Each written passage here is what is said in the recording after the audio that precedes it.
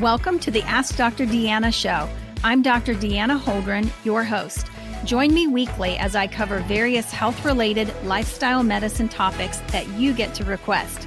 This show is for anyone who wants to proactively improve their health position. I hope you enjoy the show.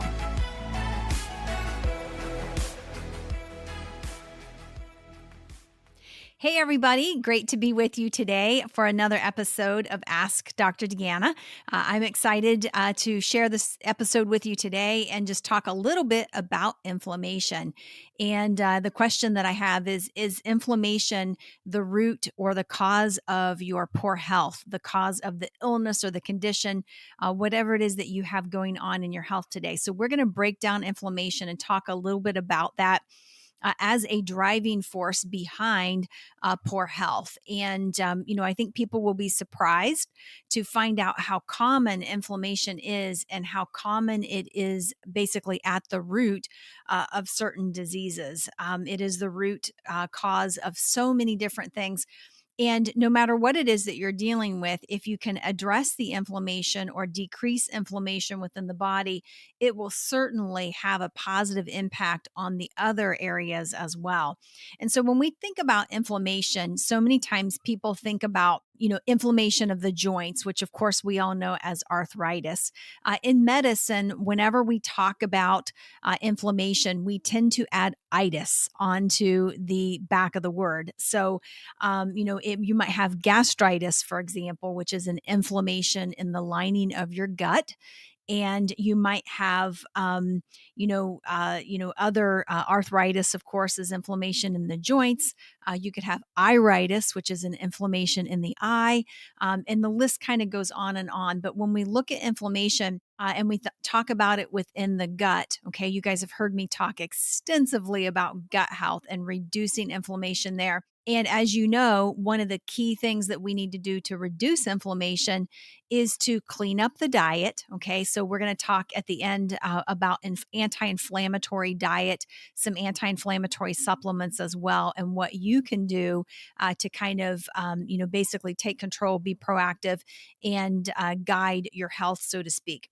But so basically, when you look at, inflammation in the body, when it's in the gut, it's gastritis. When it is in the lungs, you have reactive airway disease. A lot of people don't really think about asthma as an inflammatory condition, but that is what it is. It's inflammation within the lungs. When we think about connective tissues, it could be a bursitis or a tendonitis, for example. And interestingly enough, you can have certain types of tendonitis that basically will go along with an inflammatory type of arthritis or arthropathy. Inflammation in the brain. Sometimes you think about things like meningitis, for example, which would be inflammation of a certain part, but even things like Alzheimer's can actually be linked to inflammation within the brain.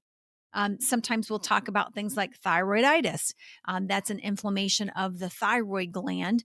And there's certainly oftentimes an autoimmune component to that.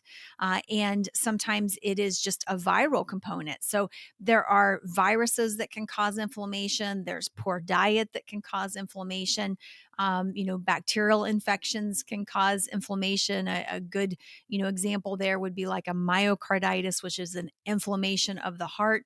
Or the heart muscle itself. Liver inflammation would be hepatitis. Okay, that's a real common one. And we know that, of course, can be caused by viruses, but we also know that we can get not hepatitis, but an inflammation of the liver, okay, a fatty liver, an inflamed liver from poor diet as well is a component there. And then even as far as heart disease, when you look at the mechanism behind coronary artery disease specifically, coronary artery disease has an inflammatory component in those arteries, in that vessel. When you look at how plaque is formed and you look at this whole inflammatory process that goes into that, inflammation is definitely a component of plaque formation in the lining of the arteries. And of course, then can lead to coronary artery disease. It can also lead to arterial disease and other areas of the body as well. And then finally, looking at allergies, we know that allergies are also an inflammatory state. So, what if we are all just kind of running around out there and we've been living life and, maybe eating, for most people, eating the standard American diet, not really thinking a whole lot about a lot of this. And we're basically just in this state of chronic inflammation where kind of everything hurts. Your fat hurts, your joints hurt, your brain hurts, you're tired, you can't think clearly, you can't focus, so on and so forth. And what if we could have a positive impact? We could even reduce some of that inflammation, turn it around through, proper diet, through exercise, get moving, detoxification, all of those things. That's pretty exciting. And that's also life changing as far as I'm concerned. It makes such a difference.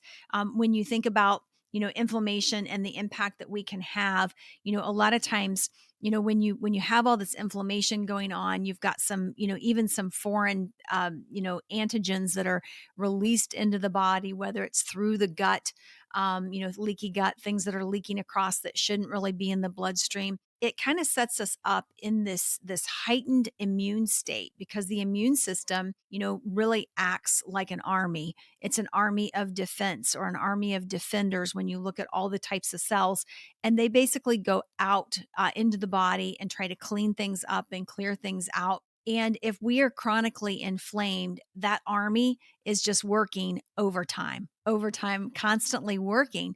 And, that can be very, very taxing to the system and can definitely have some negative impacts. So when we look at anti-inflammatory diet, where do we start? Okay. And why do we go there? Well, because this is one of the easiest things that we can control. Obviously, if you've got allergies to a certain, substance or, whatever, avoiding that allergen as much as possible is a great start for you. And that could be an animal allergy, it could be an environmental allergy, it could be, a food allergy. Okay. But let's face it, we can't all completely avoid all of the environmental allergies, for example, that are out there because we do have to live and work in the world that we're in.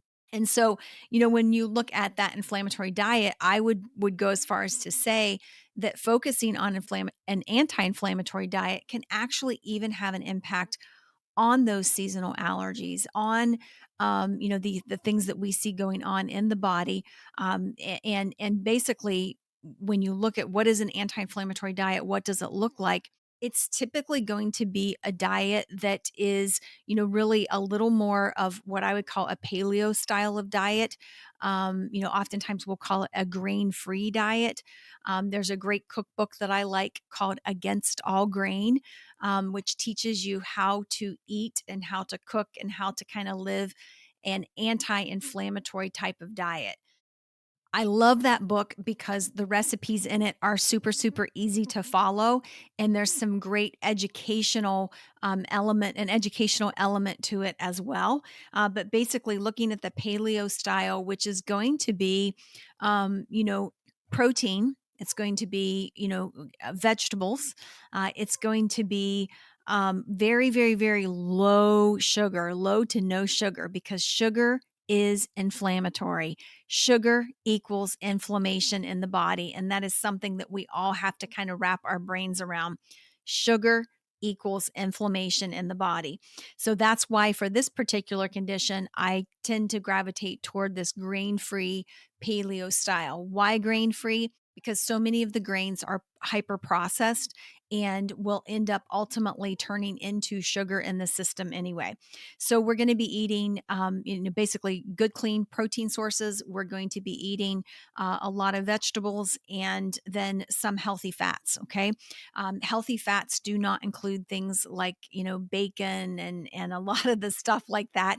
I know there's some healthy bacon out there. I get it. I know, but I think too many times when people think fat, okay, I can get fat in my diet or whatever, they immediately go running toward a lot of those processed hyper processed meats, that is not the place to go. Okay. So when we say healthy fats, I tend to mean things like it's an avocado, healthy sources of fat that we cook with, for example, those sorts of things. Okay. So the anti-inflammatory diet is more of a grain-free paleo style of diet. And it's really, it takes a little bit of time to get used to, but it's not hard. It's actually pretty simple when you just go, okay, the main thing that I'm eliminating here or that I'm trying to avoid is sugar, because sugar equals inflammation. And I'm also trying to avoid a lot of grains in the diet. Okay. So when we look at this, anti-inflammatory diet, and we look at, just the difference that it can make, there's also some additional supplements that we can add in there. And some of this you can get in your diet. Okay. You can, get it through foods and so forth. But I'm going to list off some supplements that I personally use from an anti-inflammatory standpoint. The first one, which is just, in my mind, the powerhouse of anti-inflammatory programs, and that is a really good omega-3 essential fatty acid. You guys know that I oftentimes recommend orthomolecular's Orth Omega is a good one, and that's one that I personally use. Looking at a good probiotic is really important to help reduce inflammation in the gut. I love Bacillus coagulans because it protects against so many other things. And it's often the target when you look at, what glyphosate does to our gut microbiome. It really, really does impede the Bacillus coagulans. So putting some of that in is always a good way to go to help reduce inflammation. Things like quercetin. Okay, quercetin is an herb, and that can make a big difference. Turmeric. Okay, you can cook with it. You can take the turmeric supplement. There are so many wonderful products out there that have turmeric and ginger.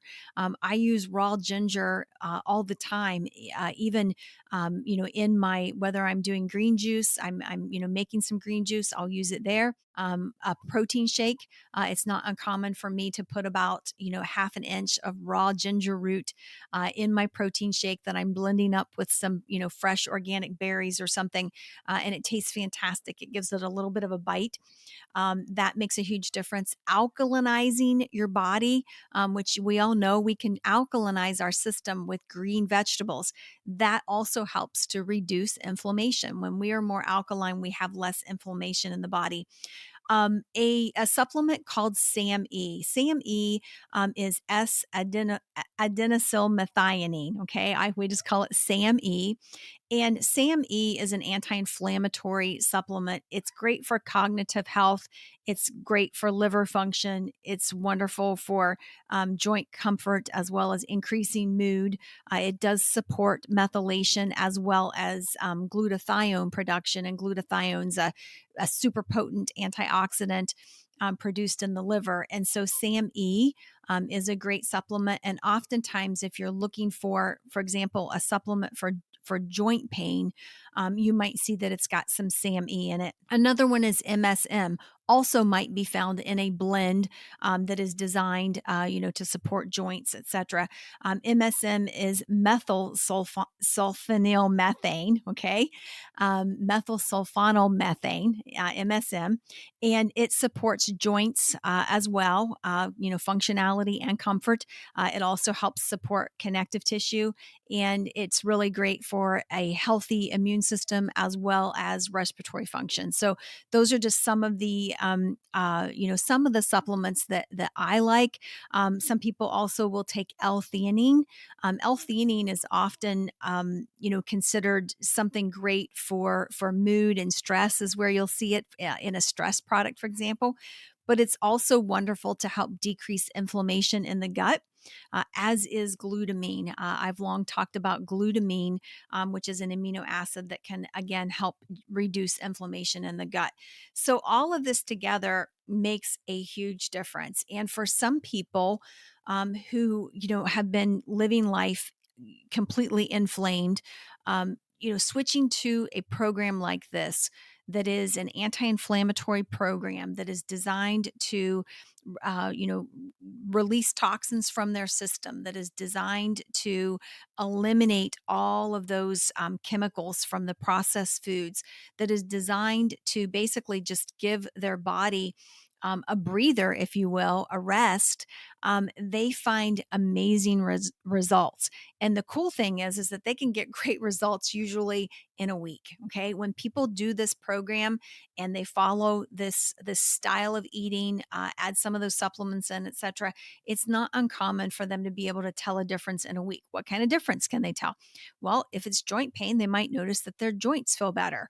If they're having trouble with, cognitive abilities, just being able to stay focused, mentally sharp, etc., they may notice an improvement there. They may notice, I've had people who have eliminated grain from their diet and they've had a complete reversal of their asthma, for example, and they've no longer needed all of the asthma medications that they were taking before, probably because there, was some mold in that grain and they were having a continual exposure to mold, which was just flaring things up. So all of these things can help, and I think this is a fascinating area. I think anytime that we can find an area in medicine that can have such a huge impact on so many different systems, it is absolutely worth talking about. It is worth taking the time to digest and just see what we can implement. So, thanks so much for joining me today. I hope this has been helpful. Have a fantastic day.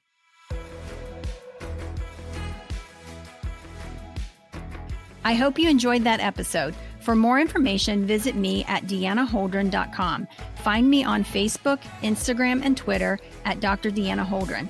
I really want to hear from you, so message me. I love taking your messages and creating topics from them. Please rate, review, subscribe, and share my show with those who have an interest in health and wellness. Thank you for tuning in, and see you next week.